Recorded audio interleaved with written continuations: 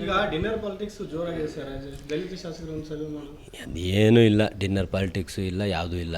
ನನ್ನ ಸದಾಶಿವನವ್ರ ಮನೇಲಿ, ನಮ್ಮ ಮನೇಲಿ ಪ್ರತಿ ವಾರ 15-20 ಜನ M L A dinner party ಮಾಡ್ತೀವಿ. ಹಂಗಂದ್ರೆ ಅದಕ್ಕೆಲ್ಲ ಅರ್ಥ ಕಲ್ಪಿಸ್ಕೊಂತ ಹೋದರೆ ಜೆ ಡಿ ಎಸ್ನವರು ಬರ್ತಾರೆ, ಬಿ ಜೆ ಪಿಯವರು ಬರ್ತಾರೆ, ಎಲ್ಲರೂ ಬಂದು ಊಟ ಜೊತೆ ಮಾಡ್ತೀವಿ. ಅದು ಒಂದು ವಿಶ್ವಾಸ ಸೌಹಾರ್ದತೆ ಕೂಟ ಅಷ್ಟೇ. ಅದಕ್ಕೆಲ್ಲ ನೀವು ಪೊಲಿಟಿಕ್ಸ್ ಬರ್ಸೋದು ಬೇಡ. ಅಲ್ಲ, ಜೆ ಡಿ ಎಸ್ ಶಾಸಕರು ಸಂಪರ್ಕದಲ್ಲಿದ್ದಾರೆ ಸರ್. ಯಾಕೆಂದರೆ ಕುಮಾರಸ್ವಾಮಿ ಹೇಳ್ತಾ ಇದ್ರು ಜೆ ಡಿ ಎಸ್ ಶಾಸಕರನ್ನ ಖರೀದಿ ಮಾಡೋಕ್ಕೆ ಟ್ರೈ ಮಾಡ್ತಿದೆ. ಯಾಕೆ ಖರೀದಿ ಇಲ್ಲ, ಅವ್ರಾಗನೇ ಬಂದು ಸೇರ್ಕೊಂತೀವಿ ಅಂದರೆ ಬೇಡ ಅನ್ನೋಕ್ಕಾಗ್ತದೆ. ಪಕ್ಷ ಸಂಘಟನೆ ಇಂಪಾರ್ಟೆಂಟ್. ನೋಡಿರಿ, ಇಷ್ಟೇ ಉದಾಹರಣೆ ತಿಳ್ಕೊಳ್ರಿ.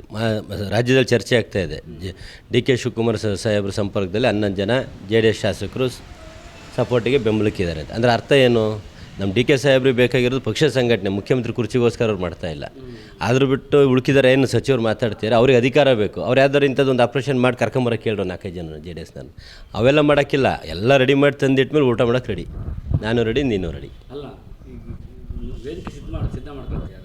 ಯಾವ ವೇದಿಕೆ? ಈಗ 11 ಜನ ಜೆ ಡಿ ಎಸ್ ಬರಲಿ, ಸ್ವಾಗತ ಮಾಡೋಣ. ಯಾರು ಬಂದರೂ ಸ್ವಾಗತ ಮಾಡೋಣ. ಜೆ ಡಿ ಎಸ್ನವ್ರು ಬಂದರೂ ಕರ್ಕೊಂತೀವಿ, ಬಿ ಜೆ ಪಿಯವ್ರು ಬಂದರೂ ಕರ್ಕೊಂತೀವಿ. ಪಕ್ಷಕ್ಕೆ ಅನುಕೂಲ ಆಗುತ್ತೆ ಅಂದರೆ ಯಾರು ಬಂದರೂ ಕರ್ಕೊಂಡು ಶಿವಕುಮಾರ್ ಹಿಂಗೆ ಕರ್ಕೊಂಬಂದು ನೆಕ್ಸ್ಟ್ ಫ್ಯೂಚರ್, ಯಾಕಂದರೆ ಶಾಸಕರ ಅನುಮತಿ ಮೇಲೆ ಅದು ಸಿ ಎಂ ಸ್ಥಾನ ಡಿಸೈಡ್ ಆಗೋದು. ಅದು ಯಾವುದಿಲ್ಲ. ಹಂಗಾರು ಆಯ್ಕೆ ಮಾಡೋದಾದರೆ ಅವರು ಸಿ ಎಮ್ ಆಗಿಬಿಡ್ತಾರೆ. ಅದು ಯಾವುದಿಲ್ಲ, ಹೈಕಮಾಂಡ್ ತೀರ್ಮಾನ ಅಂತಿಮ.